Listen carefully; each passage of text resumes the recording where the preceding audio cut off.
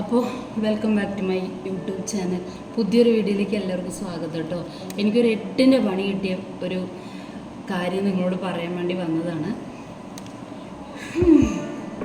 എത്ര കഷ്ടപ്പെട്ട് നമ്മളൊരു വീഡിയോ എടുത്താലും അതിന് കോപ്പിറൈറ്റ് അടിച്ചാൽ പിന്നെ അത്രയും വീഡിയോ എല്ലാം പോയി. അപ്പം കോപ്പിറൈറ്റ് കിട്ടും എന്നുള്ളത് നമുക്കറിയാം. എന്നാലും എനിക്കൊരു അബദ്ധം പറ്റി. വലിയ നല്ല ഇൻട്രസ്റ്റൊക്കെ കയറിയിട്ട് പാട്ടൊക്കെ എടുത്ത് നമ്മൾ റീലല്ല വീഡിയോ ചെയ്തു. അപ്പോൾ അതിൻ്റെ ബാക്ക്ഗ്രൗണ്ടിൽ ഒരു ചെറിയൊരു മൂളൽ വന്നാൽ പോലും കോപ്പിറൈറ്റ് കിട്ടും. അപ്പോൾ ബാക്ക്ഗ്രൗണ്ടിലുള്ള സോങ്ങൊന്നും ഞാൻ കളയാതെ തന്നെ ഓൺ ദ സ്പോട്ടിൽ വീഡിയോ അപ്ലോഡ് ചെയ്തു. അതിൽ 8ൻ്റെ പണി കിട്ടി. കോപ്പിറൈറ്റ് അടിച്ചാൽ തന്നെ നമുക്ക് പിന്നെ അത്രയും ദിവസം നമ്മൾ ഷോർട്സ് ഇട്ടിട്ടോ വീഡിയോ ഇട്ടിട്ടോ ഒരു കാര്യമില്ല കേട്ടോ. കഷ്ടപ്പെട്ടത് വെറുതെയാണ്. ഇനിയിപ്പോൾ അപ്പുറത്തെ ഇവിടെ ഒരു സോങ് വെച്ചാൽ പോലും നമുക്ക് കോപ്പിറൈറ്റ് കിട്ടുന്നൊരവസ്ഥയിലാണ്. അപ്പം എല്ലാവർക്കും ഇതുപോലെ പണി കിട്ടിയിട്ടുണ്ടോ? പണി കിട്ടിയ ആൾക്കാരെ എനിക്കൊന്ന് മെസ്സേജ് അയക്കണേ. എനിക്ക് പണി കിട്ടി. ഇനിയിപ്പോൾ ഇത്രയും ദിവസം കഷ്ടപ്പെട്ടിട്ട് എന്തുണ്ടായി? ആ കോപ്പിറൈറ്റ് കിട്ടിയോടുകൂടി ആ വീഡിയോസ് എല്ലാം ഇതായില്ലേ? വല്ലാത്തൊരു സങ്കടം. എത്ര നമ്മൾ ശ്രദ്ധിച്ച് വീഡിയോ ചില സമയത്ത് എന്ത് ചെയ്യുന്നറിയോ? ബാക്കിലൊക്കെ ഭയങ്കര പാട്ടൊക്കെ ഇട്ടിട്ട് അങ്ങോട്ട് വീഡിയോ ചെയ്യും. ഒരു ഇൻട്രസ്റ്റാണ്. ആ ഇൻട്രസ്റ്റ് വന്നു കഴിഞ്ഞാൽ പിന്നെ നമുക്കൊരു രക്ഷയില്ല. പിന്നെ യൂട്യൂബിൻ്റെ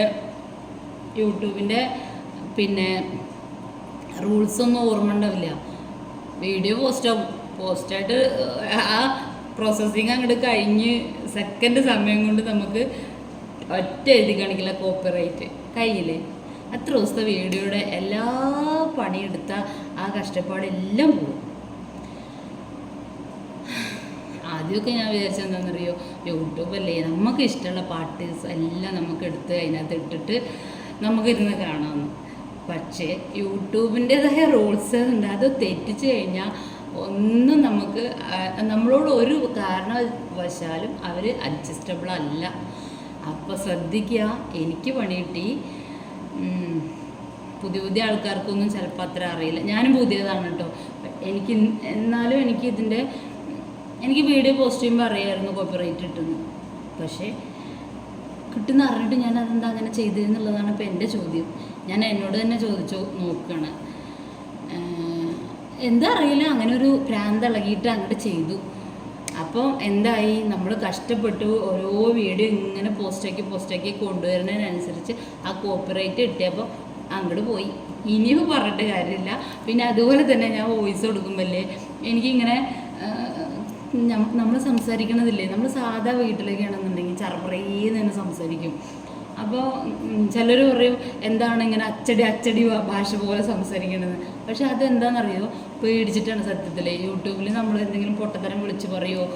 യൂട്യൂബിൽ നല്ല സോഷ്യൽ മീഡിയ അല്ലേ, ആർക്കും എപ്പോഴും എങ്ങനെ വേണേലും കാണാം, ഏത് സമയത്ത് വേണേലും കാണാം. നമ്മുടെ ഇഷ്ടത്തിനനുസരിച്ച് വീഡിയോ ചെയ്താൽ പറ്റില്ലല്ലോ. അപ്പോൾ അങ്ങനെ പണി കിട്ടിയ ഒരു കാര്യം പറയാൻ വേണ്ടി വന്നതാണ്. എന്തായാലും സൂക്ഷിച്ചോളി. എനിക്ക് എന്തായാലും പണി കിട്ടി. ഇനി പുതിയ ആൾക്കാർ, എന്നെപ്പോലെ പുതിയ ആൾക്കാരുണ്ടെങ്കിൽ അവരും ഇതുപോലെ നല്ലോണം ശ്രദ്ധിച്ചോ. ബാക്കിൽ ചെറിയൊരു സോങ്ങോ അല്ലെങ്കിൽ എന്തെങ്കിലും കൊണ്ടാട്ടോ. നമ്മൾ ടി വി വെച്ചാലും മതി. ടി വിയിൽ വരുന്ന ആ വോയിസ് കേട്ടാലും മതി. അവർ കോപ്പിറൈറ്റ് അടിക്കുന്നത്. കഷ്ടപ്പെട്ടതൊക്കെ വെറുതെ ആവും. ഒരു വീഡിയോ എടുക്കാൻ വേണ്ടി നമ്മൾ എത്ര സമയം സ്പെൻഡ് ചെയ്യുന്നുണ്ട്.